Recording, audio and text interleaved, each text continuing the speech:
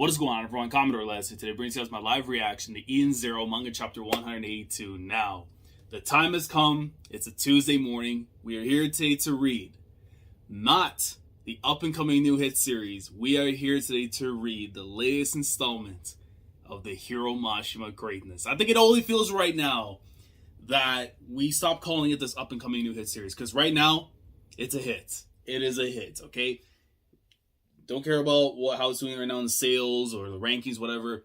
In terms of the content itself, this is Hiro Mashima greatness that we're witnessing at the moment. This is Mashima Ball, if you want to put this into football terms. But, you know, ever since last week, right, and the way that the Lendard War started, because we knew we were going into some chaos. We're going to get into some stuff that's going to get very emotional, very intense over, you know, the course of, I don't know how many chapters or how many months we're going to be here. But the start of this arc, the start of the war itself, man, like, I'm still thinking about Shiki and the stuff of him and Rebecca. You know, Rebecca, she's still going through the whole turmoil that's in her heart right now because of, you know, her ability, now understanding that, you know, maybe she has something to do with what happened in Norma and whatever happened, you know, along the way to get to where they are today. And she feels that she has a blame for that. But Shiki being there for his girl, you love to see those things. Like saying, don't worry, I will guide you all the way through. We'll do this together. Like, it's not a single effort. It's a dual effort. And my boy, man, listen. When I saw the Valkyrie and Witch pictures, lend me your strength. Like, oh, man. Like, I can't. Dude, I can't. Like, I love stuff like that. When in war, when you have, like, little mementos or reminders kind of thing. Like, you know, best examples, like, in FMA, when you ever see, like, Edward Elric, and he has, like the little, the compass thing that he has on the locket. Don't never forget, right? It's just like, it's gold.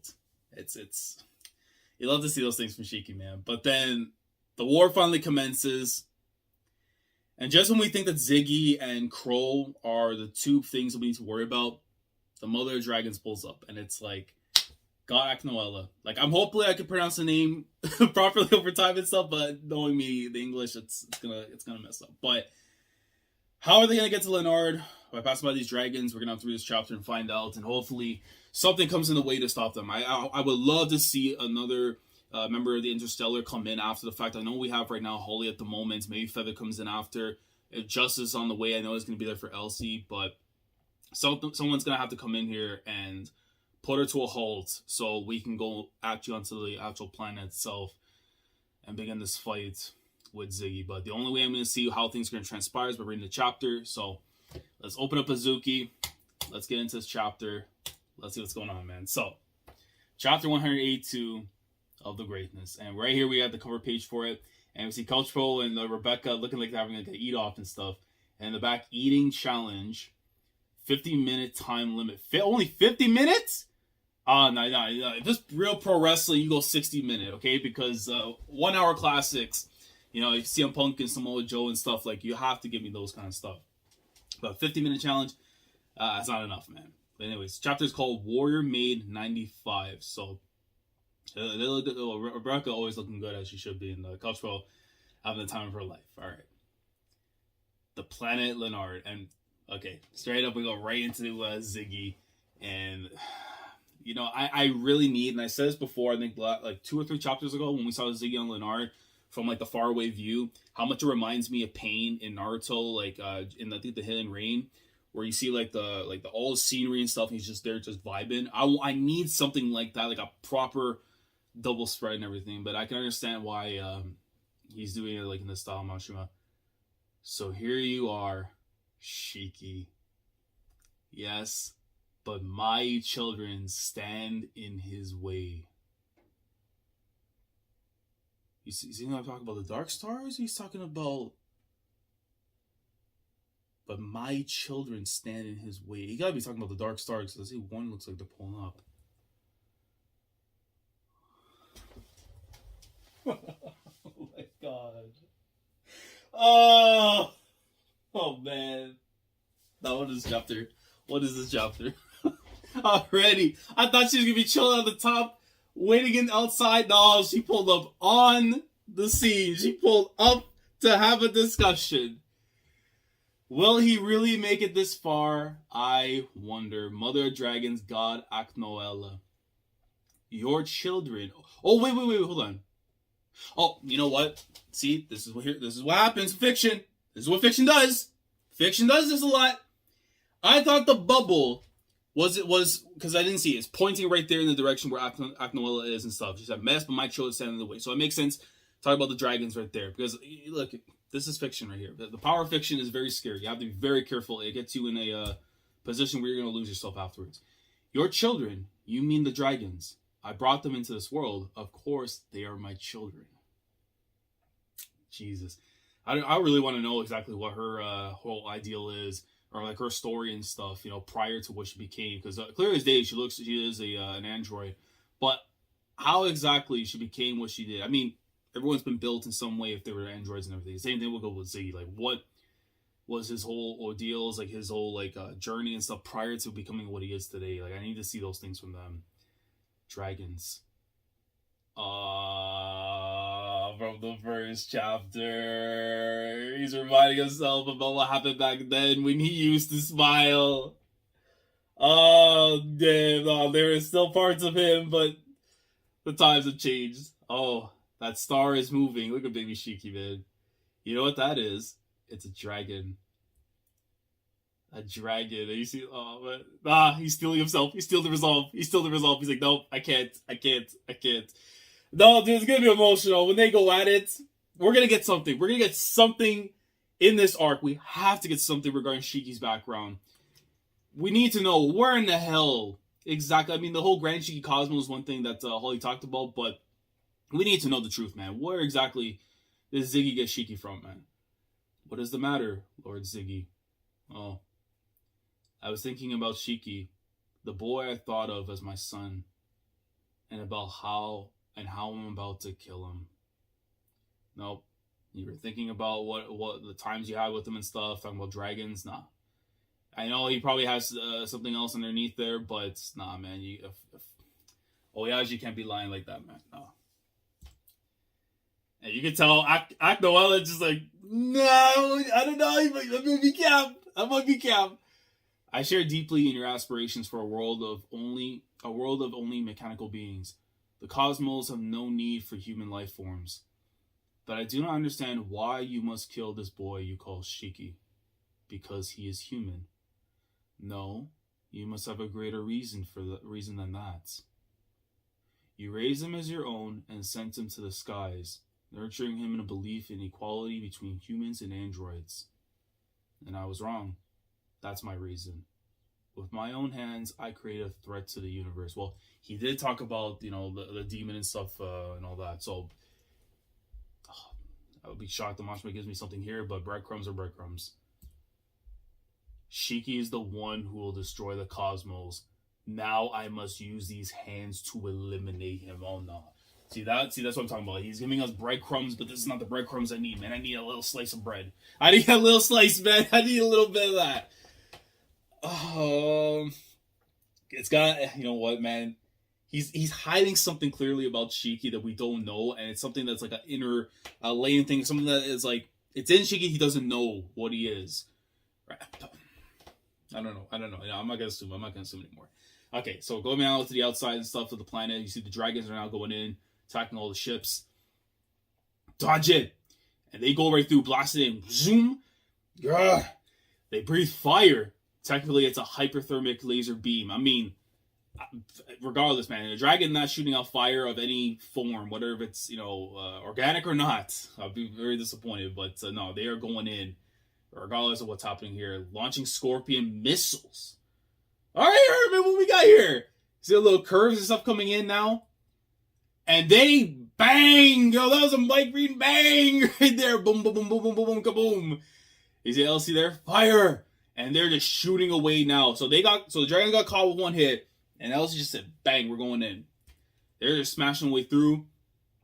No, but they are just taking the hits. Damn, our main cannons aren't affecting the dragons. Damn it, they got thicker skin than the ones at Dragonfall. I mean, if these are from the mother dragons, then yeah, they're definitely a different type of build compared to the other ones that Ziggy ran through at Dragonfall. And you see right there, they're just attacking away and stuff. And you see, like, I love this shot right here because even though we've seen them in whites and stuff, to see them now dyed in like black of the shadows and stuff while they're shooting away just shows like how much of a menace these things truly are, though. LZ ships, yeah. So you're seeing right now, they're basically being bombarded by attacks. That's they're realizing here. Don't worry, they're unmanned. Still, this is not a great situation.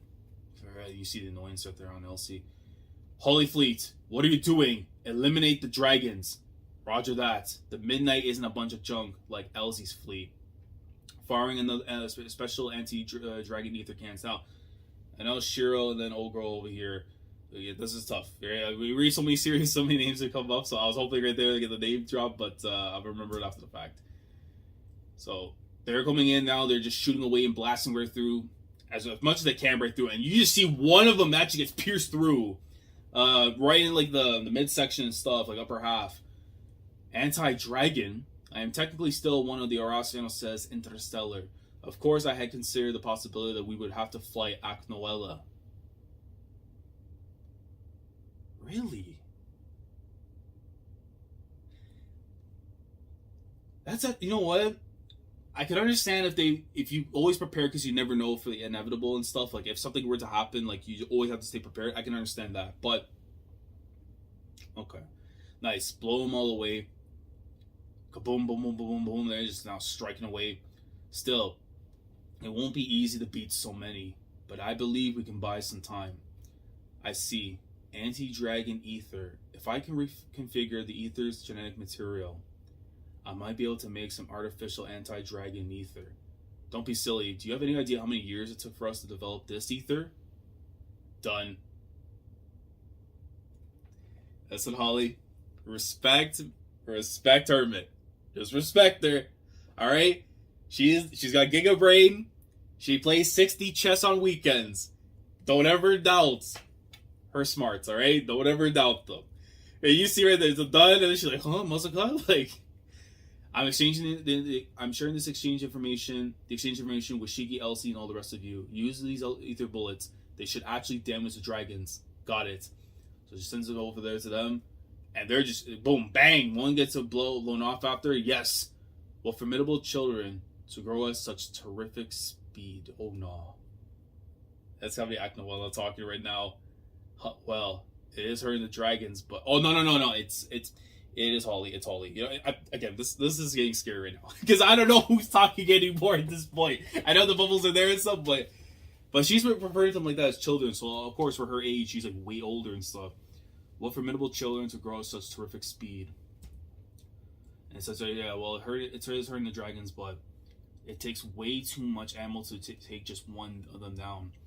And you see right there, one just getting hit, but you can't expect all of them to get smoked that easily.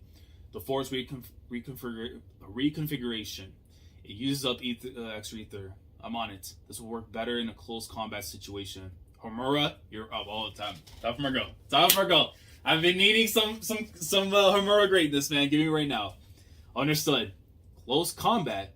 You have night gear on this ship too, and that says here night gear, a walking battle machine. So I actually do appreciate the fact that with Kodansha and Azuki, they are actually giving you little keynotes and stuff in the translations, unlike with the Viz, because sometimes there's little details that they'd be missing out that really add more to these chapters. So I really do appreciate Azuki for doing that. But yeah, you have night gear on this ship too. Homura's personal fighter running on an original OS EZS94. Oh no, she's the MAID 95! Oh, hold on, bro! Wait! Hold on, which is an initiative feedback system that throws all the old piloting concepts out the window. Oh no, she's like, yo, hold on! Look at him with the scouter! All systems green. Now launching. Warrior MAID 95 to arms, yo! Oh, we're cooking. We're cooking. Look at the blade right there to the side. Oh, nah. That's a samurai right there. Let's go. Da-dun! I am a poor marksman. I cannot fight in space save for this method. And look at her unsealing. Unsealing the blade. You see the light glowing out and everything. Linking artificial anti-dragon ether, DS ether, to Warrior 95's equipment. Homura Kogetsu, the Sword of Edens. to battle. Like, I love the way that's being done right there. Like, that's actually God tier. Okay, look. Hermit is doing this, telling like, go, you can. The next strip of panel, you see the blades being unsheathed, and it goes connecting right after to Homura. She's about to go in. I'm sorry, that's absolutely goat. That is absolutely goat. I love when they do stuff like that. Like, you have to really pay attention to how cool an artist can do things like that in a chapter, man. And she is blasted through!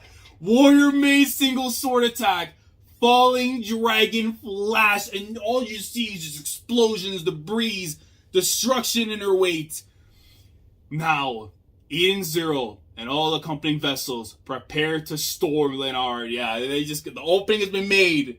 The opening has been made. Now the war can properly commence on the surface. Aye, sir. Time to begin Operation Planet Eater. Oh my god, that's the end of the chapter. Oh, dude. Shout out to Hermit and shout out to Homura, man. That was a godly tag team right there, okay? That was godly. Okay, look. They literally said to themselves, the only way we're going to get by is we send out our ace in the hole, right? The trick up our sleeve. We need the Sword of Edens to come through with the mechanisms and just take care of all the trouble that stands in our path. Whatever blocks our way to Lendard, it must be taken out. And by God, man, this was dope. Like, I can't wait to see this animated. Warrior Maid 95, like, bro, she's pulling up in her own little mini Gundam, realistically, like, or the Eva. She literally has like her own Eva and stuff, like a samurai Eva. I don't know. That's shout out to Evangelion, but dude, I'm actually very, very happy that that's what we got here in this chapter, because honestly, like, it was really trying to make it out to think like, how are we really gonna get by these things? If they are tougher than what we saw back in Dragonfall. And remember, when that was shown that Ziggy ran through all of them in the capacity that he did, it was one of those things where it told us like, yo, there's a difference between, where our crew was at the time to what someone like Ziggy is. So it's scary to think that, like, obviously, of course, they have to use like the mechanisms and all that and everything, but they were able to at least match in a way that they can do something similar to what Ziggy did, basically, during the trip to Dragonfall when they were heading off to the next part of the journey and stuff.